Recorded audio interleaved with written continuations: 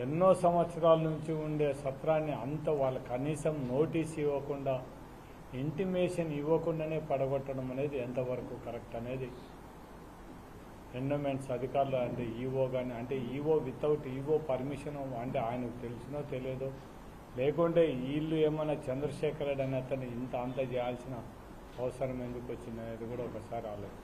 చక్రపాణి గారు మాట్లాడుతూ చెప్పడం జరిగింది. ఆల్రెడీ అంతకుముందు టెంపుల్ డెవలప్మెంట్ కోసం 17 సెంట్లు కూడా కరవణ సత్రం అంతకుముందు ఇచ్చిందని కూడా దేవాలయానికి వదిలిపెట్టడం జరిగింది. అంటే అంత దేవాలయానికి వదిలిపెట్టిన తర్వాత మళ్ళీ ఎందుకు కరువైన సత్రాన్ని కాంపౌండ్ వాళ్ళు పడగొట్టాల్సిన అవసరం వచ్చిందో ఒకసారి అధికారులు కూడా ఆలోచించాల్సిన అవసరం ఉంది. అంత కొవ్వు ఉందని మాత్రం మాట్లాడిన ఈ నాయకులు అంటే హిందూ సమాజం మీద హిందూ దేవాలయం మీద ఏమాత్రం గౌరవం ఉందో తెలుగుదేశం నాయకులు తెలుసుకోవాల్సిన ముఖ్యమంత్రి చంద్రబాబు నాయుడుతో కూడా పవన్ కళ్యాణ్ కూడా ఆయన అందరికంటే నేను సనాతన ధర్మం అని చెప్పి కాషాయ వస్త్రాలు వేసుకొని మొత్తం తిరుపతి మెట్లంతా కూడా కడగడం జరిగింది.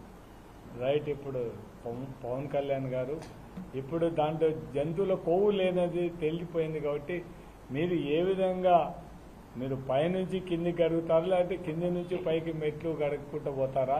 నేను పొరపాటు మాట్లాడినాను సనాతన ధర్మం అనే ఉద్దేశంతో నేను మాట్లాడినా కానీ ఇక్కడ ఏం జరగలేదని ముందు నువ్వు ప్రజలకు ఈ హిందూయిజానికి కూడా హిందూ సమాజానికి క్షమాపణ చెప్పాల్సిన అవసరం ఉంది.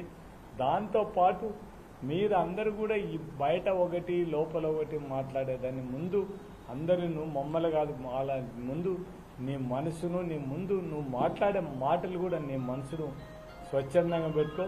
నీ నోరు కూడా ఏదంటే ఇది మాట్లాడకుండా ఉండే విధంగా నువ్వు కూడా జాగ్రత్తలు తీసుకోవాల్సిన అవసరం ఉంది. కాబట్టి ప్రతి ఒక్కటి నువ్వు ఒకసారి ఒకటి చెప్తావు.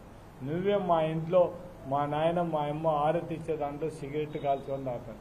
మళ్ళీ అటువంటి వాడిని నువ్వు ఈరోజు సనాతన ధర్మాన్ని గురించి మాట్లాడే పరిస్థితి అయితే ఎట్లా ఉంటుందో ఒకసారి మాట్లాడి మా జగన్మోహన్ రెడ్డి మా నాయకుడు మేమందరం కూడా తిరుపతి ప్రసాదం తీసుకపోతే మామూలుగా చెప్పులు వదిలి ప్రసాదం తీసుకుంటాడు. అంటే ఎవరికి దేవుని మీద భక్తి ఉందో ఒకసారి ఆలోచించు.